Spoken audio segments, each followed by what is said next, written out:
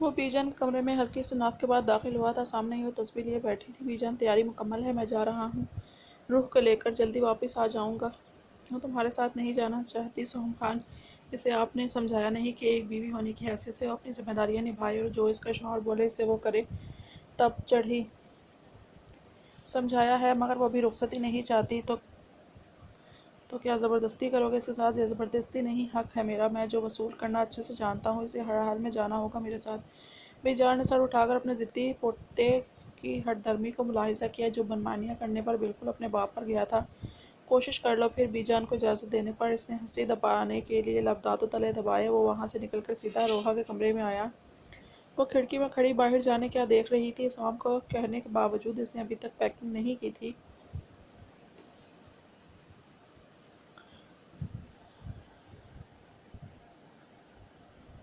روح چلو، گاڑی تیار ہے ہنی۔ لاپرواہ اور مصروف سا انداز تھا۔ روحا اچھلی، مگر ہم نے آپ سے کہا تھا کہ ہم کہیں نہیں جائیں گے۔ اور میں نے بھی کہا تھا کہ میرا زبردستی کرنے کا بالکل بھی موڈ نہیں ہے سویٹی۔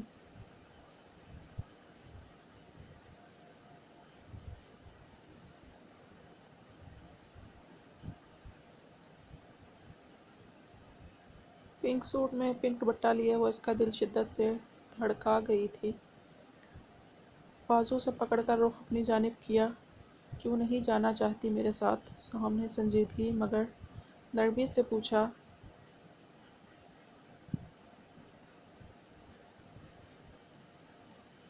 ہمیں آپ سے ڈر لگتا ہے۔ وہ سوہم کے اپنے بازو پر نرم لمس سے پھر گھبرائی مگر اپنی پریشانی بتا ہی دی۔ کیوں ڈر لگتا ہے؟ سوہم نے ہنسی ضبط کر کے اس سے پوچھا۔ مگر وہ بول نہ پائی کہ اس کے پاگل پن اور جنونیت سے لگتا ہے اس دن کہ سوہم کی درندگی سے لگتا ہے ڈر، مگر سوہم اچھی طرح سمجھ چکا تھا۔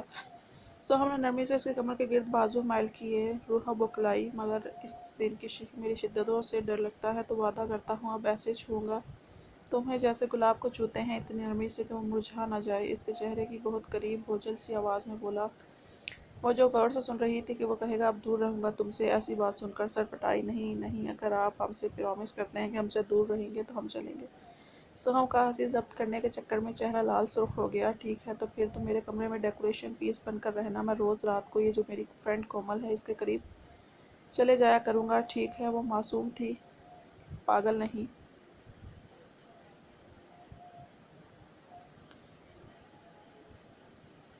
جب کوئی جواب نہ سوجا تو آخر آنسو ہتھیار بنائے۔ آپ بہت برے ہیں، ہم نہیں جائیں گے آپ کے ساتھ۔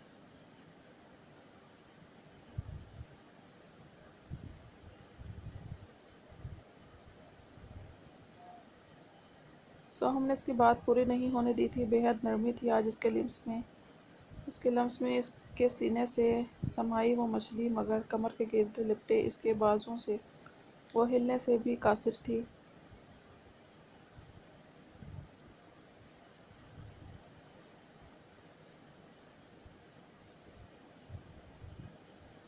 اس کی نرم گرم قربت میں وہ موم کی طرح پگھل رہی تھی۔ جب سوہم نے نرمی سے اس کے لبوں کو آزادی بخشی۔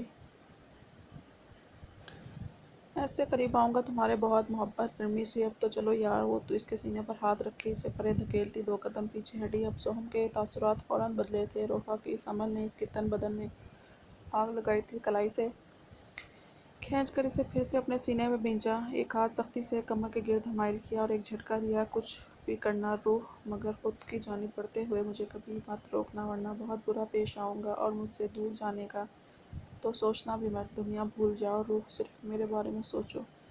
اب کی بار گرفت میں پھر بہت سختی تھی اور لہجے میں بھی۔ ہم اسی لیے نہیں جانا چاہتے آپ کے ساتھ، وہ سسکی، ہمیں بی جان کے پاس جانا ہے۔ او ماماز گرل، اب اپنے شوہر کی طرف دھیان دو بس۔ تم میرے ساتھ جا رہی ہو یا نہیں؟ نہیں، ہم نہیں آئے۔ اس کے بولنے سے پہلے اس کے بازو میں بے ہوشی والا انجیکشن انجیکٹ کر چکا تھا۔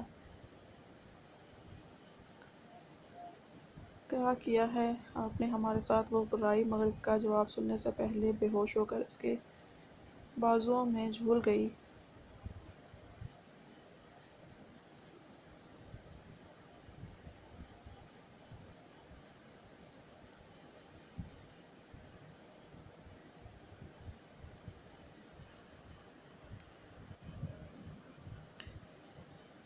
نرمی سے مسکراتے اسے بازوؤں میں بھرا۔ بی جان کی پوتی، اس طرح تو تم قابو میں آنے والی نہیں تھی۔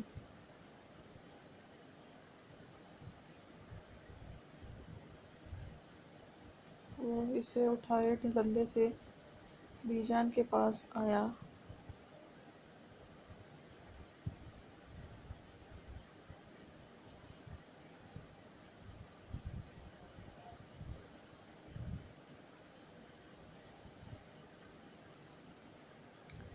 ملنے بی جان اور بڑی ماں اپنی پوتی سے وہ بظاہر سنجیدہ تھا، مگر آنکھوں میں چمک اور شرارت بہت واضح تھی۔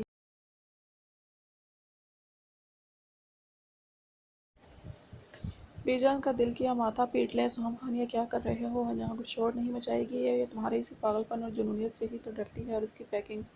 اوہ کم آن بی جان، I will handle all this, اور میرے پہنچنے سے پہلے اس کی ضرورت کی ہر چیز میرے کمرے میں پہنچا دی جائے گی۔ سو بی ریلیکس، آپ بس رخصتی کی اجازت دیں، وہ اطمینان سے بولا۔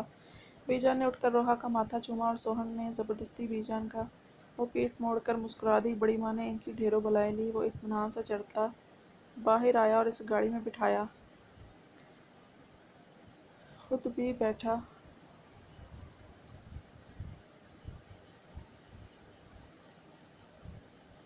قادر ڈرائیور کے ساتھ بیٹھا تھا۔ گارڈز کی گاڑی پیچھے تھی جس میں کومل تھی۔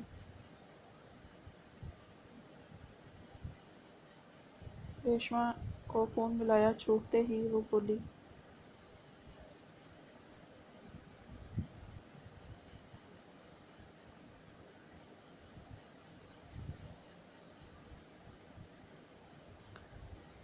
تو آج وائٹ پیلس میں ایک جلاد کے بجائے عاشق کے قدم پڑیں گے، ہاں؟ اوہ کم آن ریشما، میں نے یہ کہنے کے لیے فون کیا تھا کہ ہو گئے، تمہاری فکر مت کرو، وائٹ پیلس کی تمام چیزیں اس کے کمرے میں پہنچ جائیں گی، تم بس گھر آؤ اور مجھے ایک غوطہ دینے کی تیاری کرو۔ سوہم نے ٹھنڈی آہ بھری اور اپنے سینے میں ڈال کے اس کے چہرے کو بغور دیکھا۔ ابھی وہ تو بھول ہی جائیں ریشما، یہ آپ کی بہو مجھ سے یوں ڈرتی ہے جیسے میں کوئی جن ہوں۔ ارے چپ کر، تو نے ہی کچھ کیا ہوگا نالائق، ورنہ وہ کیوں ڈرتی تجھ سے؟ ریشما بگڑی، آ کر بات کرتے ہیں ریشما، بس ہمارے استقبال کی تیاری کریں۔ وہ مبہم سا مسکرایا۔ فانیہ جیسے تیسے کر کے اسلام آباد پہنچی تھی۔ پنکی اور اس کی گاڑی ساتھی گاڑی سے اتری۔ اس نے کافی دیر انتظار کیا، پھر چپکے سے ڈگی سے اتری۔ ریشما نے اچھی خاصی موٹی رقم اس کے نہ کرنے کے باوجود اسے دے رکھی تھی، اس لیے گاڑی سے پل پردے اور نقاب میں اتری اور جانے میں کوئی دقت نہ ہوئی، مگر یاد آیا ماں گھر میں تو موجود ہی نہیں تھی۔ سوتیلے باپ اور اس کی بیٹی نایاب نے گھر اپنے نام لکھوا کر گھر کرائے پر اسے دھکے دے کر گھر سے نکال دیا تھا۔ جب وہ 12 سال کی تھی تو سگا باپ گزر گیا اور ترکے میں ایک مکان اور 4 دکانیں چھوڑ کر گیا۔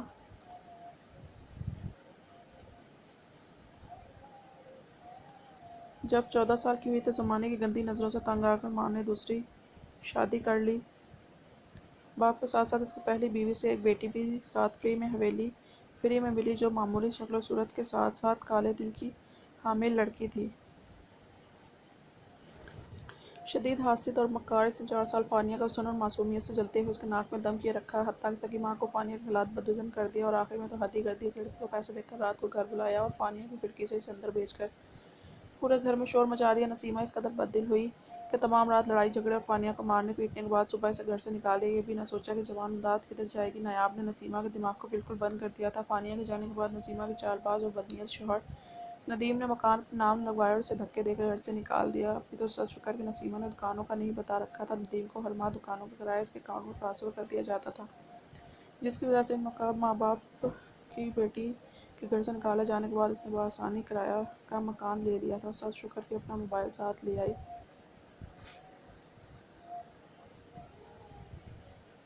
جس پر فانیہ سے رابطہ ممکن ہوا۔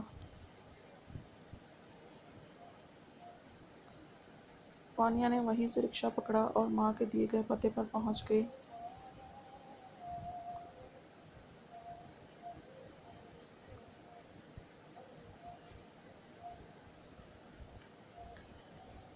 روحا نے مندی مندی آنکھیں کھولیں۔ ہیلی کاپٹر سے کراچی اپنے مخصوص ٹھکانے پر پہنچ کر وہاں سے گاڑی میں بیٹھے تھے۔ روحا نے پھٹی آنکھوں سے پہلے گاڑی پھر باہر انجان رستوں کو دیکھا تو صدمے سے پہلے کچھ بول ہی نہیں سکی۔ سوہم خان، ہم کہاں ہیں؟ وہ گررائی۔ ہماری سلطنت میں قدم رکھ چکے ہیں میری شہزادی۔ نہیں نہیں، ہم کہیں نہیں جائیں گے، ہمیں بی جان کے پاس جانا ہے، ہمیں واپس چھوڑ کر آئے۔ وہ بھری بھری چوڑیوں والے بازو سے سوہم کے سینے پر مکے برساتی، زور زور سے نفی میں سر ہلاتی شور مچا رہی تھی۔ سوہم کو تو ہر روح میں ہی وہ چاروں شانے چت کر دیتی تھی۔ اب بھی کمر میں بازو ڈال کر کسی کی پرواہ کیے بغیر اسے سینے میں پینچا۔ روحا بوکھلائی اسی بولڈنس، پاگل پن اور جنونیت ہی سے تو روحا خائف تھی۔ اس نے دور ہونا چاہا۔ سوہم چھوڑیں ہمیں، وہ سخت جھنجھلائی۔ اب اگر شور مچایا میری جان تو گھر جانے کا بھی انتظار نہیں کروں گا، یہیں شروع ہو جاؤں گا، پھر شکایت نہ کرنا۔ وہ بوجھل سی سرگوشی روحا کی روح فنا کرنے کو کافی تھی، اسی لیے آفی تھی۔ اسی میں جانی کے بے آواز آنسو بہانے لگی، کیونکہ کمر کو سہلاتے سوہم خان کے ہاتھ نے اس کی سانس میں گلے میں اٹکا دی تھی۔ اس سے کھسک کر دور ہونا چاہا تو سوہم خان کے پھر کھڑے تیوروں سے اسے گھورا، اس سے بے بسی سے لب کاٹے۔ یہ حق صرف میرا ہے، یہ کہتے وہ انگوٹھے سے اس کے دانتوں تلے سے لب آزاد کراتا۔ اسے اور بھی ہراساں کر گیا تھا۔ گاڑی وائٹ پیلس کی پرشکوہ عمارت میں داخل ہوئی۔ گاڑی سے اترے چند 14 سال کی بظاہر لڑکیوں نے پھولوں سے ان کا استقبال کیا۔ وہ اس کا ہاتھ تھامے لاؤنج میں داخل ہوا، مگر روحا نے سامنے بیٹھے ڈھیر سارے خواجہ سراؤں کو دیکھ کر قدم وہیں دروازے میں ہی جما لیے۔ روح میری جان اندر چلو۔ نہیں نہیں، ہم کہیں نہیں جائیں گے، ہمیں ڈر لگ رہا ہے سوہم، نہیں جائیں گے۔ وہ سہمی سی بولی، کچھ نہیں ہوگا جان۔ سوہم نے اسے اندر گھسیٹا، اس کی پیٹھ سے لگی تھر تھر کانپ رہی تھی۔ ایسا نہیں تھا کہ وہ انہیں حقیر سمجھتی تھی، مگر خدا کی اس تخلیق سے اسے شروع دن ہی سے بے تحاشا خوف محسوس ہوتا تھا۔ جانے کیوں، اسی لیے ریشما کو دیکھتے ساتھ ہی وہ زمین بوس ہو چکی تھی۔ اف یار روح، بہت ڈرپوک ہو تم۔ سوہم لپک کر اس کے قریب آیا، اسے باہوں میں بھرا۔ ریشما مائنہ خیز سی مسکرائی، سب نے ہوٹنگ کی۔ وہ خفت سے سرخ ہوا اور دانتوں تلے لب دبا گیا۔ ریشما نے سوہم کے چہرے پر پہلی مرتبہ انوکھی اور اچھوتی خوشی محسوس کی تھی۔ وہ اسے بازوؤں بھرے اپنے کمرے میں آیا اور پاؤں سے ڈور لاک کیا۔ کمرے کو تازہ پھولوں سے جیسے بھر دیا گیا تھا۔ پھولوں کی میز سحری گلاب اور موتیوں سے سجائی گئی تھی۔ لا کر اسے بیڈ پر پھولوں کے اوپر لٹایا۔ دنیا کی پہلی دلہن تھی جو سادہ سے پنک سوٹ میں پنک دوپٹے میں تھی۔ سوہم نے نرمی سے دوپٹہ اتار کر سائڈ پر رکھا۔ سوہم کے ہوش مکمل طور پر اڑ چکے تھے۔ اس پر حاوی ہوا، ذرا سا جھک کر گال پر ہلکے سے دانتوں سے کاٹا تاکہ وہ اڑ جائے۔ وہ ذرا سا کسمسائی، سوہم کی بیک بون میں سرسراہٹ ہوئی۔ اس نے آہستگی سے آنکھیں کھولیں۔ سوہم نے اس کی سانسیں اپنے لبوں کی دسترس میں لیں، مگر اس مرتبہ لمس میں بہت نرمی اور گرماہٹ تھی۔ روحا کے ہوش اڑے، تڑپ کر مزاحمت کرنی چاہی، مگر ہاتھ پہلے ہی اس کی گرفت میں تھے۔ کافی دیر خود کو سیراب کرتا رہا۔ جب روحا کی سانس بالکل اٹک گئی اور چہرہ سرخ ہوا تو کالر پر ایک جھٹکا لگنے سے وہ پیچھے ہوا۔ اس نے لمبی سی سانس بھری اور سانس ہموار کرنے لگی۔ وہ دلچسپی سے اسے دیکھے گیا۔ جب سانس ہموار ہوئی تو اپنی پوزیشن کا، کمرے کی سجاوٹ، اس ماحول کا، خود پر جھکے اس جنونی کا ہوش آیا۔ شدید خوفزدہ ہوئی۔ سوہم پیچھے ہٹیں۔ نہیں میری جان، آج نہیں ہٹ سکتا پیچھے، قطعی نہیں۔ وہ اس کی شہرک پر اپنے لب رکھتا بولا، آپ زبردستی کریں گے ہمارے ساتھ؟ سوہم کے تمام جذبات بھگ سے اڑے۔ سر اٹھا کر غصے سے اسے گھورا۔ روح، اس بکواس کا مطلب اگر کسی اور کے قریب جاؤں تو وہ زبردستی ہے؟ بیوی ہو تم میری، حق ہے میرا تم پر، مکمل اختیار ہے۔ اب چپ چاپ جو ہو رہا ہے اسے ہونے دو، خود کو میرے سپرد کر دو۔ اب جیسے جیسے مجھے تمہاری آواز آئی بالکل ویسے ہی میرے ہر عمل میں شدت آئے گی، اسی لیے اب بولنے کی گستاخی مت کرنا۔ کہا تھا نا مجھ سے دور جانے کا یا گریز کا سوچنا بھی مت۔ اس نے ذرا سا اوپر ہو کر اپنی شرٹ اتاری اور دوسری جانب اچھالی۔ روحا کی آنکھیں بھیگی، مگر وہ اس کی گردن پر جھکا، اسے پور اپنی محبت کی بارش میں بھگو رہا تھا۔ جب دروازے پر دستک ہوئی، اس نے خوفناک نظروں سے دروازے کو گھورا۔ کس کی جرأت ہوئی تھی سوہم خان کو چھیڑنے کی، اسے ڈسٹرب کرنے کی؟ یقیناً معمولی بات تو نہیں ہوگی، مگر ریشما کی آواز دینے پر وہ فوراً اٹھا اور اپنی شرٹ اٹھائی، جلدی سے پہنی۔ روحا فوراً اٹھ کر بیٹھی۔ سوہم کے اشارے پر فوراً دوپٹہ اٹھا کر اوڑھا اور اس نے دروازہ کھولا۔ خیریت ریشما؟ ریشما نے مخصوص اشارہ کیا، جس کا مطلب تھا کہ بالکل بھی خیریت نہیں ہے اور بڑی ایمرجنسی ہے۔ جلدی سے مڑا۔ بیڈ تک آیا۔ روح، اپنا خیال رکھنا، مجھے ضروری کام سے جانا ہے، مجھے جانا ہوگا ابھی، وہ کہتا اس کے ماتھے پر بوسہ دیتا فوراً باہر نکلا۔